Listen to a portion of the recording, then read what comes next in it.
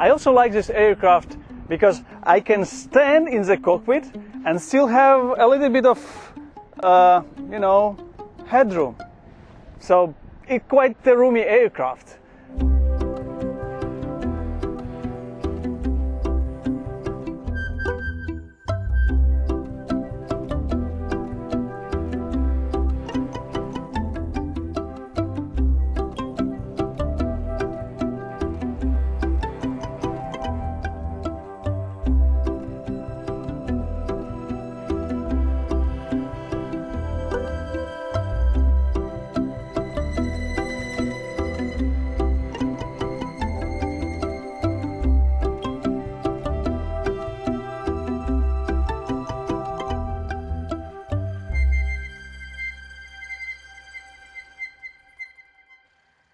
This tiny airplane has a Japanese name, was developed in Austria, assembled in Canada, and is now flying in Croatia.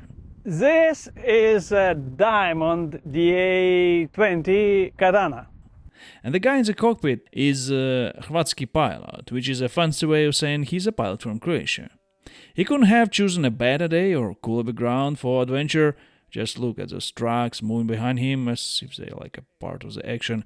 The DA20 is not just any plane. It has a modern, all-composite construction, unusually long wings, which is funny, and has been used to train generation of pilots. So it has countless of stories to tell.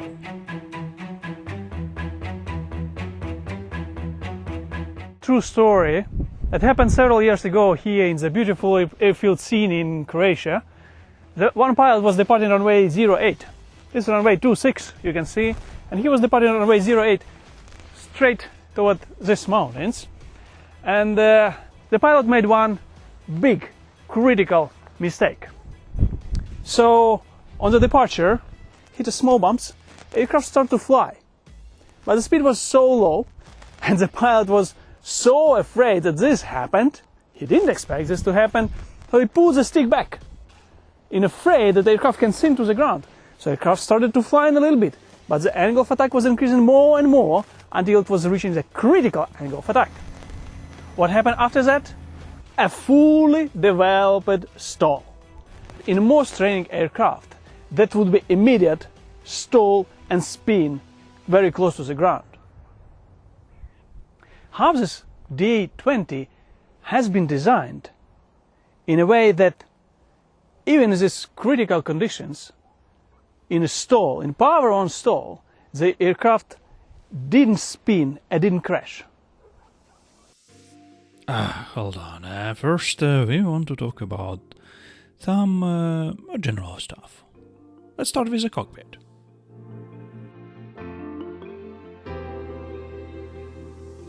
Climbing into the cockpit of the Diamond DA20 isn't your average stroll into the office. No, it's more like a mini workout session. You will find yourself stretching those legs and maybe breaking a mini sweat as you maneuver your way in.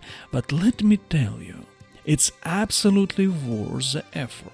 Once you have made that climb, standing in the cockpit feels like a small victory. And in the world of general aviation, standing in a cockpit is a rare treat, kind of like finding an extra fry at the bottom of the bag.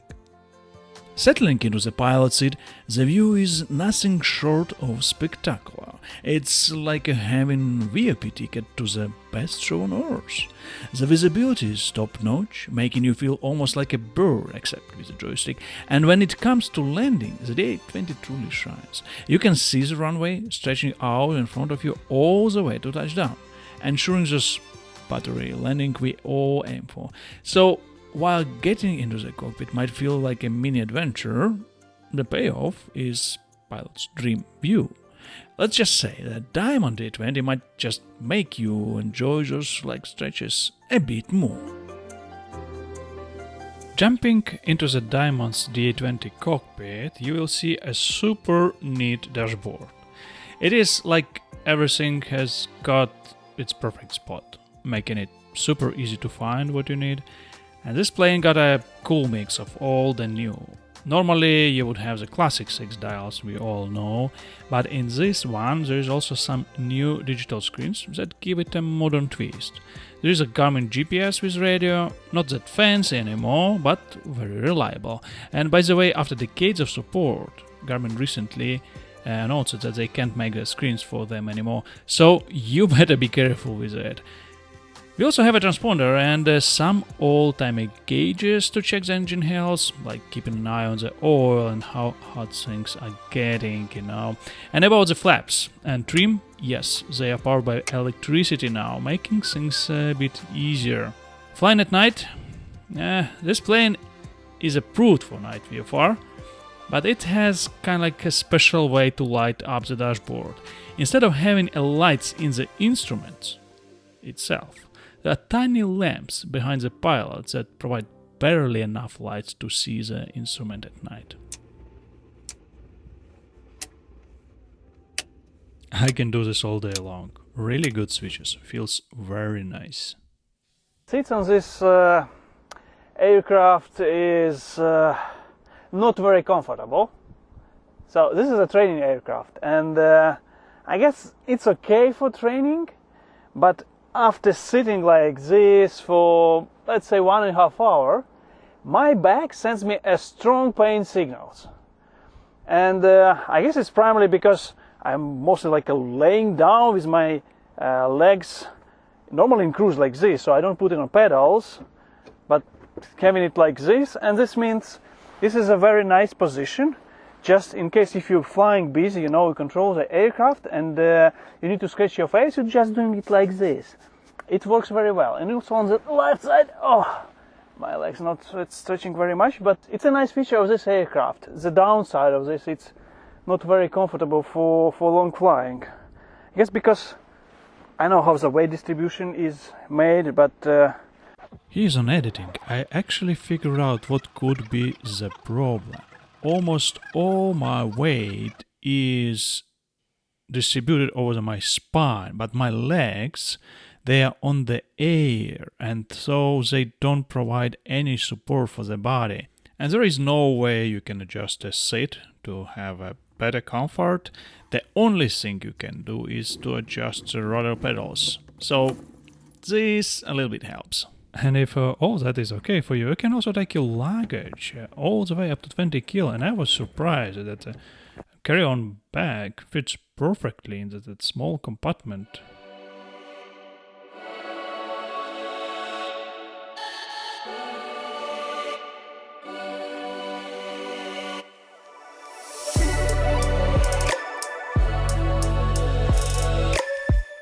Plain old stick, you're just pushing it off and forward, left and right, and then just how you control the aircraft. So not a yoke, like on Cessnas for example, and this is a very precise control. Actually, this aircraft is quite delightful to fly in terms of precision, but it makes it quite moving in the crosswind or in the gusty wind, so you really have to feel it. It's not like mushy controls like on Cessnas for example, when you just turn it and just wait and then it started to turn. No, you just move the stick and it immediately follows the sticks. So this is good about this aircraft. The only complaint I have about the controls is actually rudder pedals. So the rudder pedals are not, they don't have much a way to go. So it's just a small movement which moves the rudder for quite a big distance. And this actually requires quite a lot of force to press the rudder pedals on crosswind landings.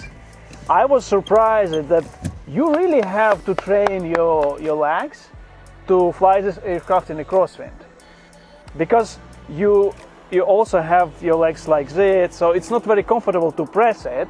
So I don't know what to say more about it, but you have to be ready for that. Just the pedals are not that light. This aircraft maximum takeoff weight is about 750 kilos, so it's quite heavy. And This particular one is equipped with a Rotax 912, which is just 80 horsepower available on the takeoff and even less in the cruise. How this kind of like can be enough actually for this aircraft? The key is variable pitch prop. So there isn't one lever besides the throttle that you control the hydraulic constant speed prop, right? Having this constant speed prop actually helps the aircraft to have quite an okay performance, I would say. It's not very good performance aircraft, but for about 400 meters for the roll for the takeoff, it should be enough. And I can show you how this propeller is hydraulically adjusted constant speed propeller. I just realized it has quite a cute cone. It's small and it's cute. With 80 horsepower Rotax engine on 75% of power, you may expect having a fuel flow about 17 liters per hour and having a true airspeed about 105 knots, let's say at 4,000 feet, which is quite a reasonable performance for the training aircraft. For the better performance, you can look at the versions that are equipped with 100 horsepower Rotax engines or Continental IO240 with 125 horsepower that are mostly available in US and Canadian markets. There is a special device to measure fuel here, and it's called the stick. So it's a special wooden stick that has a few marks on it, up to about 70 liters. This is a very certified stick. You cannot fly without this stick because it's an essential part of the aircraft, and because it's sit just here in the behind the seats all the time, it has to smell very nice.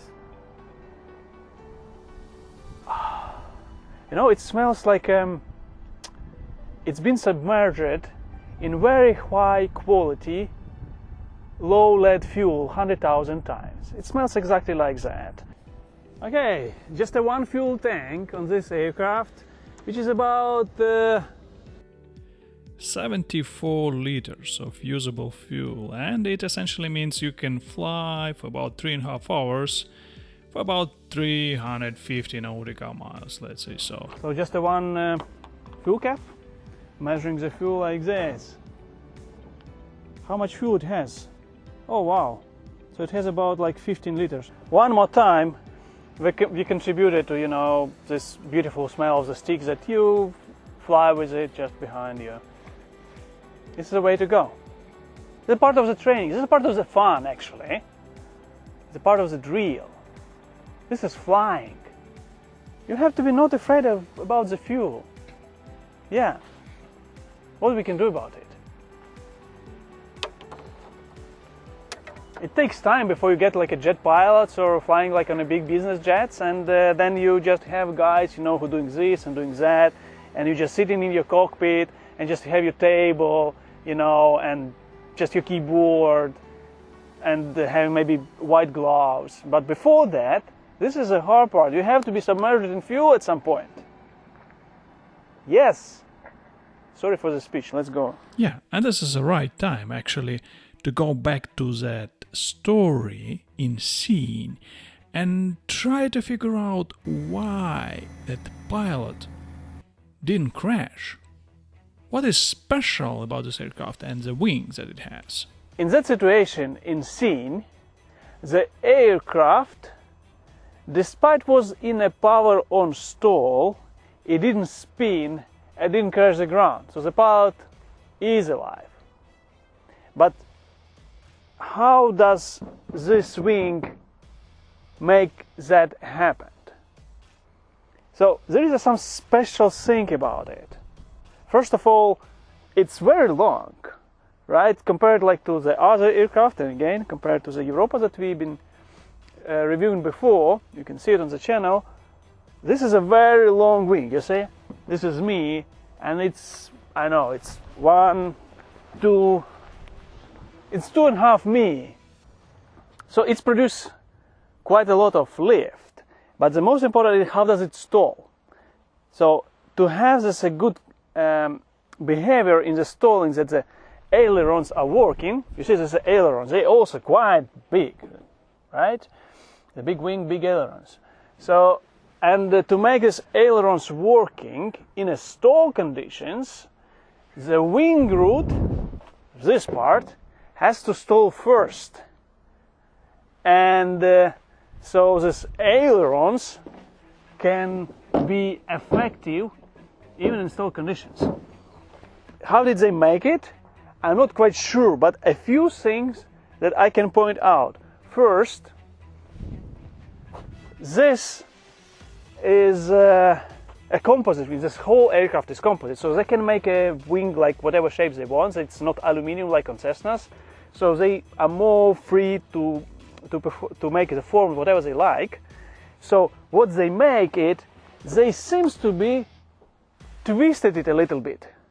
So they like twisted it like this way, so this way, and this made it the angle of attack on the root and on the tip of the wing is a little bit different.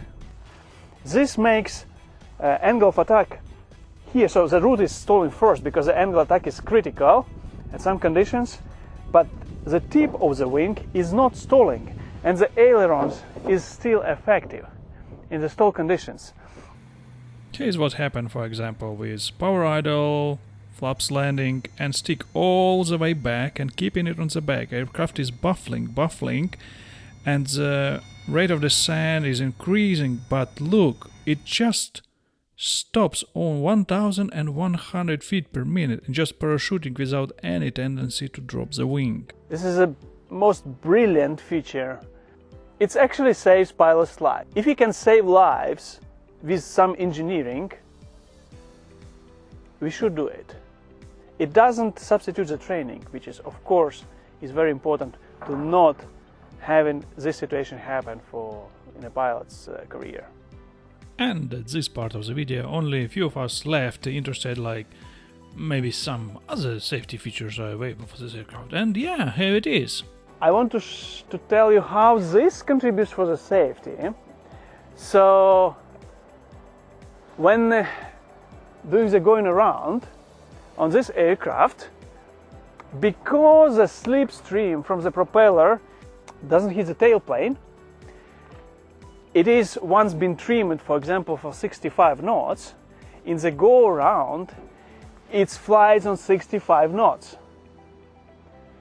If you compare it with like a traditional airplanes, for example, like again that Europa that we've been reviewing before, in that airplane, power on stall can happen if you have trimmed the aircraft for the approach speed, and then you perform a go around, because a slipstream pushes that tail that much, the speed might be decreasing much below that the trim speeds that you made on the approach. And that makes this aircraft very stable on the go-around and very safe on the go-around. So it's, again, lower chance that aircraft might be stalling or that students might stall the aircraft, and it will be a very tragic accident. The prices for the DA20 normally starts around 80,000 euro. Here in Europe, for the airplane that made was in 19s. Because it's fully certified and economical to operate, it is quite popular in flying schools here in Europe, and that keeps the prices up. Just to be honest, airplanes that we have seen today in the video have over 4,000 hours, and they have survived after hundreds of students, so they're quite reliable if properly maintained. Thank you so much for watching. But the story is not finished here. I invite you to the comment section, where I'm sure you can find plenty of stories from other pilots who also had a chance to fly in the DA20. I couldn't tell everything about the plane in a video, but if you have a specific question, please share it. I'm sure we would have enough experienced pilots down in the comments to answer all of them.